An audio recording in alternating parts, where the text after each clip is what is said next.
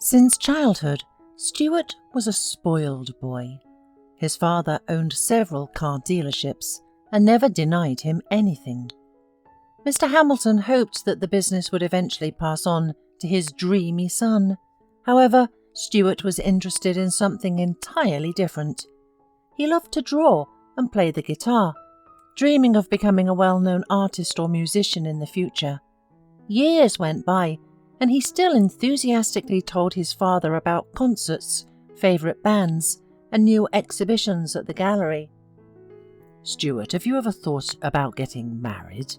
his father asked him one day, hoping to rationalise his 30-year-old son and set him on the path of a businessman. "I haven't really thought about it. Why?" Stuart replied carelessly. "I have a business partner with a wonderful daughter who knows how to handle business.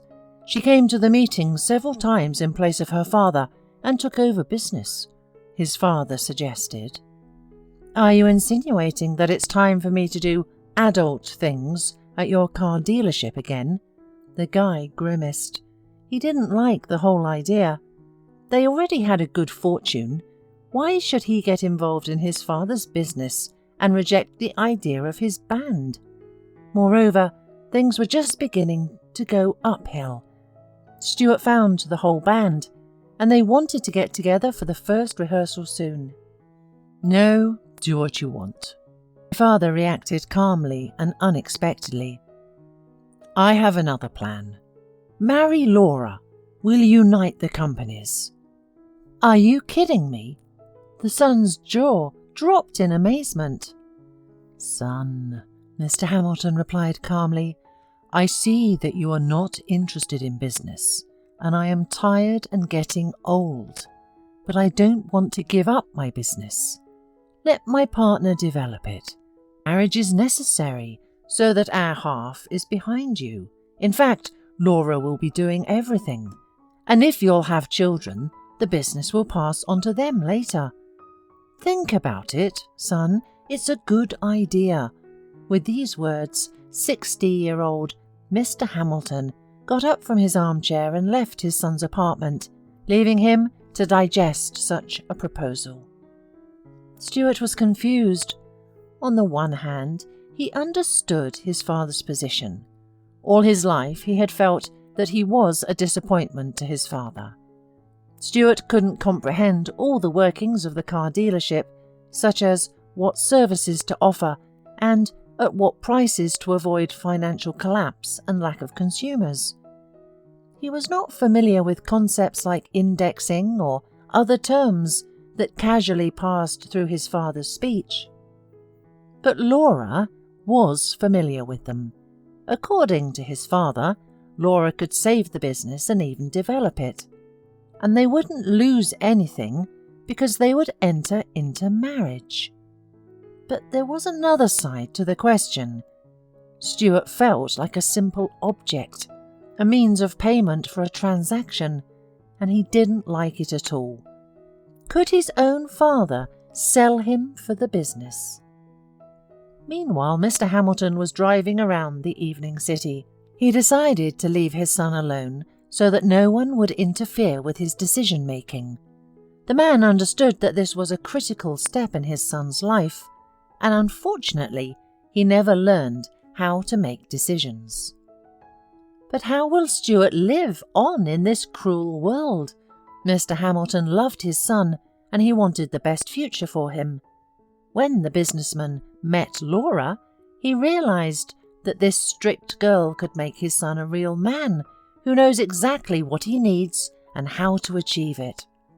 Unfortunately, by the age of 30, Stuart never learned this important quality.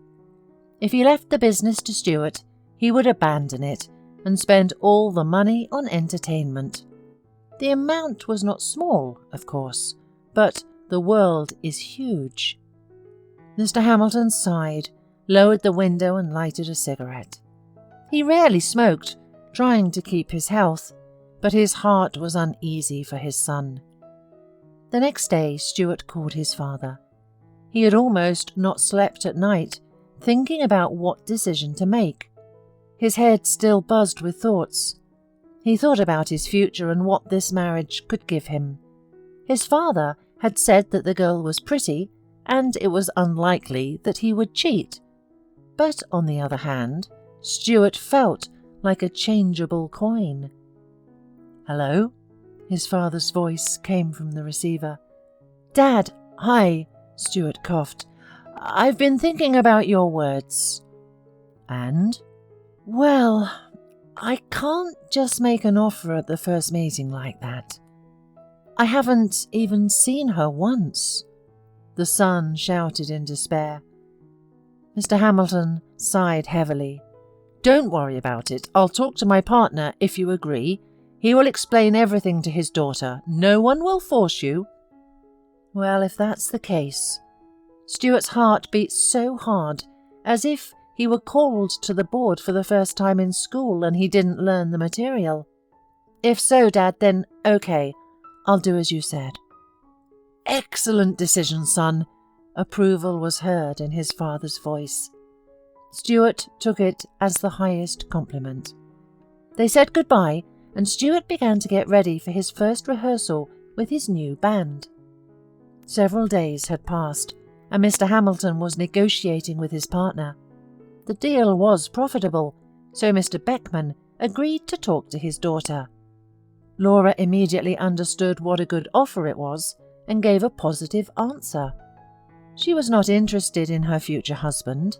He was more like a business partner. If necessary, she would buy out his share and divorce. Mr. Hamilton did care about his son, of course, but if Stuart turned out to be a burden, Laura would not carry him on her shoulders. And, judging by the fact that his son, at 30 years old, did not participate in his father's business, it seemed to be the case. However, this did not scare Laura. At only 24 years old, she had her whole life ahead of her and could afford to spend some time on love games with benefits in the future. In some ways, it all reminded her of investing. She was already familiar with these matters. In the evening, Mr. Hamilton dropped by to his son. They enjoyed dinner while discussing the situation. "We are concluding a merger deal," Mr. Hamilton announced importantly. "I talked to my partner and his daughter. Laura understood the situation and agreed to the marriage. Your acquaintance is scheduled for tomorrow, so try to make a good impression." Stuart frowned. "It's strange, Father. I feel like an instrument." "We've already discussed this," Mr. Hamilton said. "Yes, I know, and I understand why you took this step.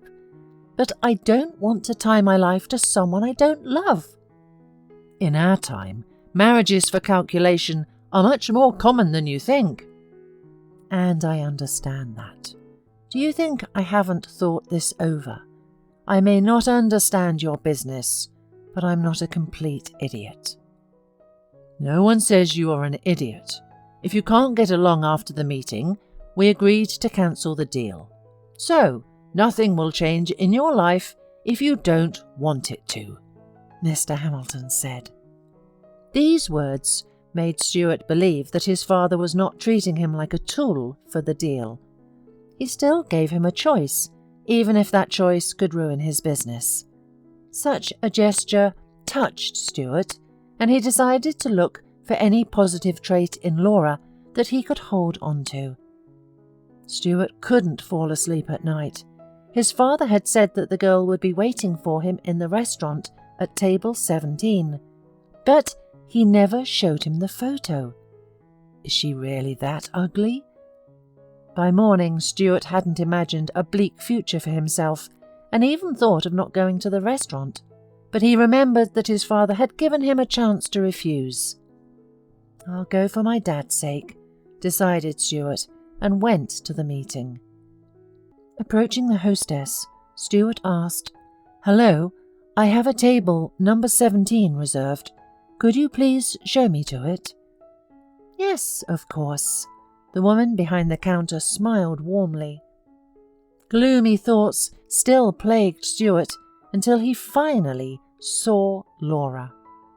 She turned out to be a petite girl with cute red curls.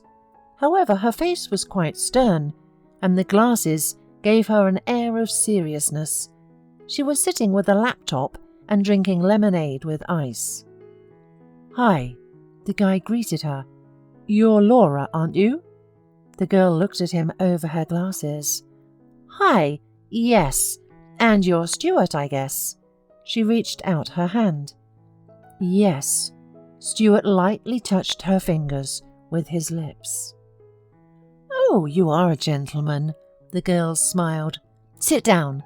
Let's choose some food. I haven't even had breakfast yet."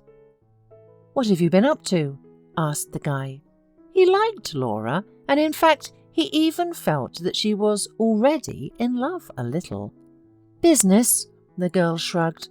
"I want pasta and salad," she decided quickly. "And Stuart scanned the menu with his eyes. "Try the same thing," the girl suggested. The guy agreed, not even realizing that cunning Laura was testing his resolve. Her test did not disappoint her. She was ready for the fact that Stuart was not the most decisive person in the world, although perhaps it was still too early to draw conclusions. By the end of their first meeting, Laura had a clear opinion of Stuart. Although he was a fairly pleasant conversationalist, he was an extremely unserious person. She could not rely on him in the long term. Laura had already decided that she would buy out his share and get a divorce in a couple of years. But for now, the deal seemed profitable. However, Stuart was head over heels in love. The girl's sternness did not discourage him at all. On the contrary, her curls shimmered so beautifully in the rays of the setting sun, and how much she knew. Stuart felt a little ashamed of himself and his creative nature. "I have a question for you," said Stuart as they went to the park to chat a little more. "Okay," said the girl and smiled. "How can such an attractive girl still be without a crowd of suitors?" asked Stuart. Laura looked at him strangely. "Stuart, listen," the girl said as she sat down on the bench. "Our marriage will be a calculated one. You don't need to pretend to be in love or make any compliments." "But," Stuart felt like he had just been hit by a cold shower. "But I'm not pretending anything." Laura raised an eyebrow. "Really?" "Yes, I really like you." Stuart sat down next to the girl and took her delicate hand in his. "I hope I didn't leave you indifferent either." Something stirred in Laura's chest. She didn't want to offend or hurt this guy. He seemed to have really fallen in love. Laura couldn't lie so blatantly about her feelings, so she could only purse her lips. "I see." Stuart withdrew his hands and sighed heavily. "Can you tell me why?" "Well," the girl sighed too, "you seemed to me indecisive. You know, it's not so bad. A soft character is much better than mine, prickly." Stuart became visibly upset, and Laura felt sorry for him. "Listen, I agreed to get married. If you do too, I think I can change my mind." "As soon as I saw you, I decided to get married," Stuart unexpectedly replied. "Here," Laura smiled. "That was a firm decision. Well, I have to go home. I'd like to review the quarterly financial reports." "Laura, you know," Stuart suddenly said, "a man can not only run a business. Come to my first concert. I have my own band. Maybe you'll like it." "I don't even know," the girl answered doubtfully. "I don't really like noisy gatherings." "Did you want to have a wedding in silence?" Stuart grinned slyly. Laura smiled. "You got me. Okay, I'll come. Text me the address." "Of course." They said goodbye. Stuart was only thinking about how to impress Laura.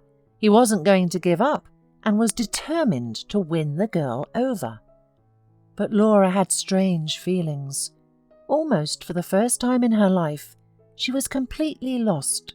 After all, Stuart seemed so soft to her, and as they said goodbye, he literally changed before her eyes. Did her impression of him turn out to be deceptive? Stuart rehearsed with his band for a whole month. He was determined to impress Laura, to make her see a strong and decisive man in him. He may not be a business shark, but he is strong in something else. The guy found a club with live music that provided platforms for aspiring musicians to perform. Of course, it was for free, but Stuart himself was ready to pay just to have a place to perform. In addition, he thought that after a few successful performances, they could move up to the next level, namely selling tickets to their show. And thus he too would become a businessman, but he would still be in the field he likes. In short, Stuart was up to his ears in business and fully immersed himself in it. One evening, Stuart's worried father came to visit him. "Thank God you're okay," exclaimed Mr. Hamilton as he entered. "Why wouldn't I be okay?" Stuart wondered. "Are you kidding at me?" grumbled his father. "Your phone has been unreachable for a week. You haven't logged into social media. What are you even doing?" "Oh, that!" The son rubbed his forehead. "It's probably dead. Don't worry about me. I'm just rehearsing a lot right now. I want to give my first concert." "You should have told me about it earlier," said his father. "Okay, I see that you're fine. If you need anything, call me. But don't disappear like that again, okay?" "I'll try my best, but lovers don't watch the clock," Stuart grinned. "Are you in love?" "With whom?" Mr. Hamilton's eyes widened. "With Laura, who else?" Stuart replied. "Phew!" The father breathed a sigh of relief. "I thought there are so many girls out there." No, I only need her," Stuart firmly declared. Mr. Hamilton was surprised by the changes that had taken place in his son. In this month, Stuart had grown up. He became more serious. Though his father considered his music a simple hobby, progress was visible. Stuart had determined to charm Laura and was doing everything in his power to do so. His behaviour pleased his father. It was a manifestation of decisiveness, which Stuart had always lacked. The day of the concert arrived. Stuart sent an invitation to Laura, and she said she would come at the very beginning. This pleased the guy greatly, and he went to the concert with great excitement. The draw decided that his group would perform first, and Stuart started to find Laura in the crowd. And then he saw her. The fragile girl clearly felt improper, but didn't show it. Laura was sitting at a table on the second floor, which offered a beautiful view of the stage. Stuart wanted to go to the dance floor and have a good time. However, he didn't dare to ask her to do so, as Laura was already quite tense. He decided to let her get used to such places first, and then let her dance. The band tuned their instruments and took the stage. Laura smiled immediately at Stuart, who also smiled. He greeted the audience and then turned directly to Laura, thanking her for coming to the concert and giving him a chance. The boys had rehearsed a lot, so the performance went great, and Stuart hurried to Laura. However, an unpleasant surprise awaited him. Some drunk man was standing at the girls' table. Laura clearly didn't want to talk to him and was pressing herself into her chair. "Hey!" Stuart shouted. "Any problems?" Laura gratefully looked at him. "What problems?" I'm just getting to know this girl." The drunkard barely spoke. "Go away, this is my girl. Or do you want to sort it out outside?" Blood was pounding in Stuart's ears. He was clenching his fists, preparing for the fight. This was his first serious fight in his life. He had fought with someone else in school once, but was usually a very calm guy who never got into trouble. And now he was about to fight for Laura. No, I'm leaving. No problems." The man held his hands up and stumbled away. "Wow, I didn't think you were a chivalry," smiled Laura. "It's not chivalry. Anyone would have done the same." Stuart shrugged. He didn't want to tell her that this could have been his first and last fight. "But not my ex." Interest shone in Laura's eyes. "You've changed a lot during this time." "Is that good or bad?" "It's good." The girl smiled and moved closer to Stuart. With small steps over the next few months, Stuart achieved his goal of winning Laura's heart. He took her to the movies, restaurants, and even found a car museum that amused her. Stuart wanted to show her that their interests could be shared, and he himself gradually became interested in the car business. The documents for the merger of the companies were ready, but Stuart kept delaying the marriage. He wanted to do everything out of love, not calculation. Mr. Hamilton did not rush his son, especially since he saw that Stuart was not going to change his decision. The guy recorded several songs of his band, and his performances became paid. Of course, it didn't bring in millions yet, but the ambitious guy believed that everything was ahead.